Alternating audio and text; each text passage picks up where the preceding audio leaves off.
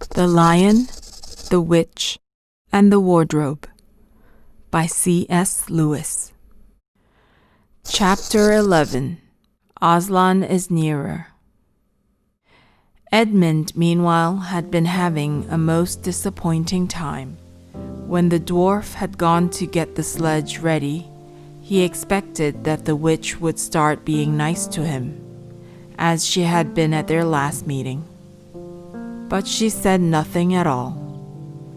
And when at last Edmund plucked up his courage to say, "Please, your majesty, could I have some Turkish delight? You said," she answered, "Silence, fool!" Then she appeared to change her mind and said, as if to herself, "And yet it will not do to have the brat fainting on the way," and once more clapped her hands. Another dwarf appeared. "Bring the human creature food and drink," she said. The dwarf went away and presently returned bringing an iron bowl with some water in it and an iron plate with a hunk of dry bread on it. He grinned in a repulsive manner as he set them down on the floor beside Edmund and said, "Turkish delight for the little prince! Ha ha ha!" "Take it away," said Edmund sulkily. "I don't want dry bread." But the witch suddenly turned on him with such a terrible expression on her face that he apologized and began to nibble at the bread, though it was so stale he could hardly get it down. "You may be glad enough of it before you taste bread again," said the witch. While he was still chewing away, the first dwarf came back and announced that the sledge was ready. The White Witch rose and went out, ordering Edmund to go with her. The snow was again falling as they came into the courtyard, but she took no notice of that and made Edmund sit beside her on the sledge. But before they drove off, she called Malgrim, and he came bounding like an enormous dog to the side of the sledge. "Take with you the swiftest of your wolves and go at once to the house of the beavers," said the witch, "and kill whatever you find there. If they are already gone, then make all speed to the stone table, but do not be seen. Wait for me there in hiding. I, meanwhile, must go many miles to the west before I find a place where I can drive across the river. You may overtake these humans before they reach the stone table. You will know what to do if you find them."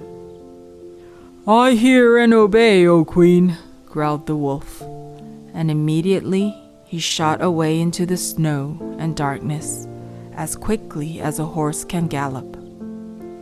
In a few minutes he had called another wolf and was with him down on the dam and sniffing at the beaver's house. But of course they found it empty.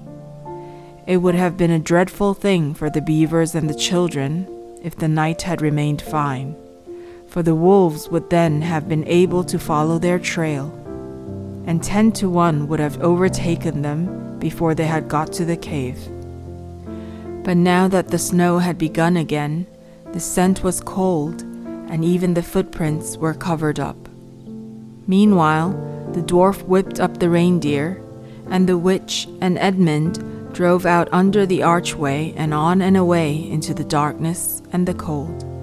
This was a terrible journey for Edmund, who had no coat. Before they had been going 1/4 of an hour, all the front of him was covered with snow. He soon stopped trying to shake it off because, as quickly as he did that, a new lot gathered, and he was so tired. Soon he was wet to the skin, and oh, how miserable he was. It didn't look now as if the witch intended to make him a king.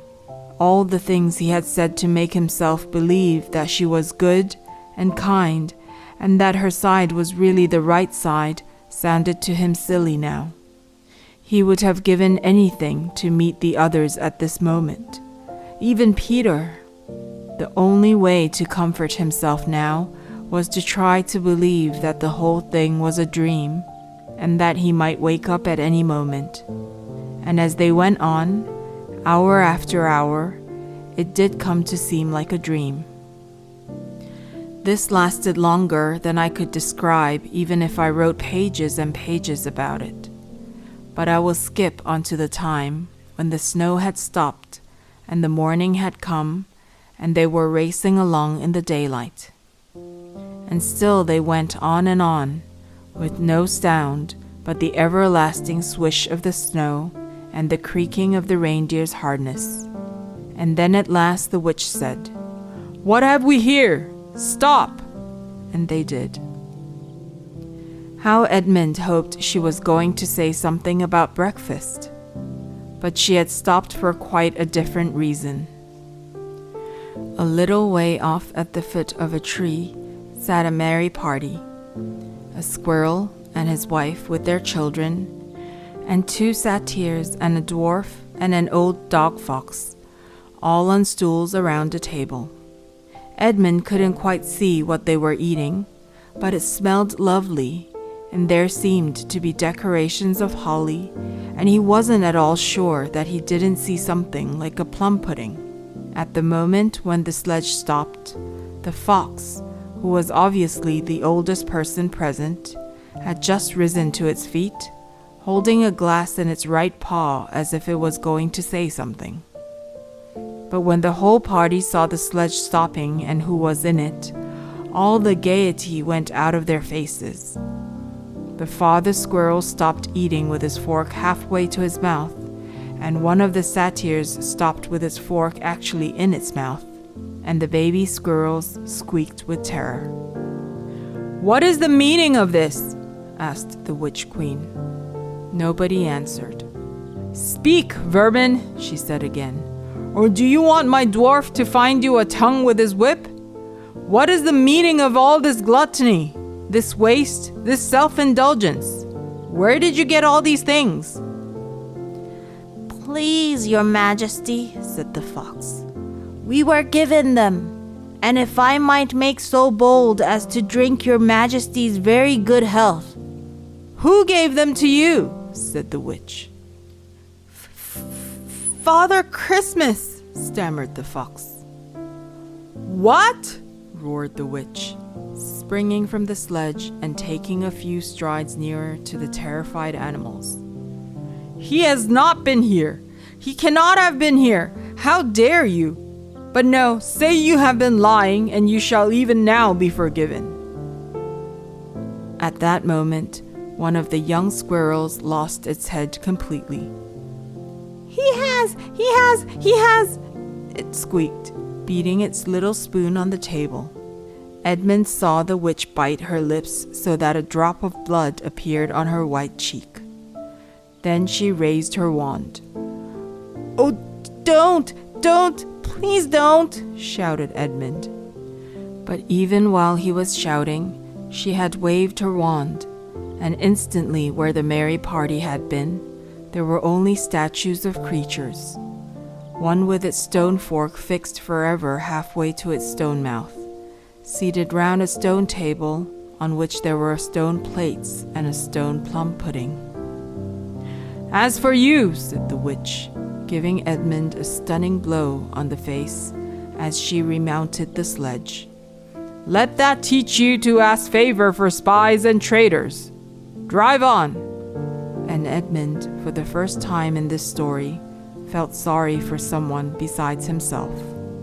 It seemed so pitiful to think of those little stone figures sitting there all the silent days and all the dark nights, year after year, till the moss grew on them and at last even their faces crumbled away. Now they were steadily racing on again, and soon Edmund noticed that the snow which splashed against them as they rushed through it was much wetter than it had been all last night. At the same time, he noticed that he was feeling much less cold. It was also becoming foggy. In fact, every minute it grew foggier and warmer, and the sledge was not running nearly as well as it had been running up till now. At first he thought this was because the reindeer were tired, but soon he saw that couldn't be the real reason. the sledge jerked and skidded and kept on jolting as if it had struck against stones. And however the dwarf whipped the poor reindeer, the sledge went slower and slower.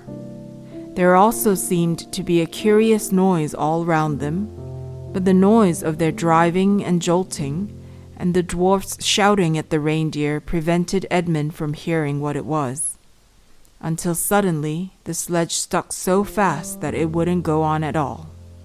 When that happened, there was a moment's silence, and in that silence, Edmund could at last listen to the other noise properly. A strange, sweet, rustling, chattering noise, and yet not so strange, for he'd heard it before, if only he could remember where. Then all at once he did remember. It was the noise of running water. All round them, though out of sight, there were streams, chattering, murmuring, bubbling, splashing, and even in the distance roaring. And his heart gave a great leap, though he hardly knew why, when he realized that the frost was over, and much nearer there was a drip, drip, drip from the branches of all the trees. And then, as he looked at one tree, he saw a great load of snow slide off it, and for the first time since he had entered Narnia, he saw the dark green of a fir tree. But he hadn't time to listen or watch any longer, for the witch said, "Don't sit staring, fool! Get out and help!" And of course Edmund had to obey. He stepped out into the snow, but it was really only slush by now, and began helping the dwarf to get the sledge out of the muddy hole it had got into. They got it out in the end, and by being very cruel to the reindeer, the dwarf managed to get it on the move again, and they drove a little further. And now the snow was really melting in earnest, and patches of green grass were beginning to appear in every direction. Unless you have looked at a world of snow as long as Edmund had been looking at it, you will hardly be able to imagine what a relief those green patches were after the endless white. Then the sledge stopped again. "It's no good, your majesty," said the dwarf. "We can't sledge in this thaw." "Then we must walk," said the witch. "We shall never overtake them walking," growled the dwarf. "Not with the start they've got." "Are you my counselor or my slave?" said the witch. "Do as you're told. Tie the hands of the human creature behind it and keep hold of the end of the rope. And take your whip and cut the harness of the reindeer. They'll find their own way home." The dwarf obeyed, and in a few minutes, Edmund found himself being forced to walk as fast as he could, with his hands tied behind him. He kept on slipping in the slush and mud and wet grass, and every time he slipped, the dwarf gave him a curse and sometimes a flick with the whip.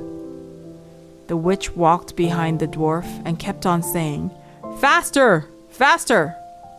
Every moment, the patches of green grew bigger, and the patches of snow grew smaller. Every moment, more and more of the trees shook off their robes of snow. Soon, wherever you looked, instead of white shapes, you saw the dark green of firs or the black prickly branches of bare oaks and beeches and elms. Then the mist turned from white to gold and presently cleared away altogether. Shafts of delicious sunlight struck down onto the forest floor, and overhead you could see a blue sky between the treetops. Soon, there were more wonderful things happening. Coming suddenly round a corner into a glade of silver birch trees, Edmund saw the ground covered in all directions with little yellow flowers, celandines. The noise of water grew louder. Presently, they actually crossed a stream. Beyond it, they found snowdrops growing. Mind your own business, said the dwarf, when he saw that Edmund had turned his head to look at them, and he gave the rope a vicious jerk. But of course, this didn't prevent Edmund from seeing. Only 5 minutes later, he noticed a dozen crocuses growing around the foot of an old tree, gold and purple and white. Then came a sound even more delicious than the sound of the water. Close beside the path they were following, a bird suddenly chirped from the branch of a tree. It was answered by the chuckle of another bird a little further off.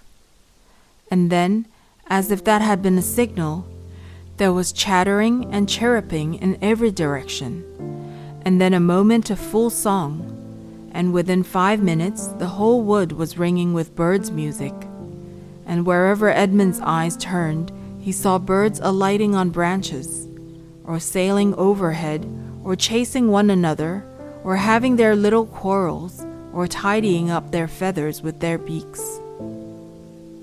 "Faster! Faster!" said the witch.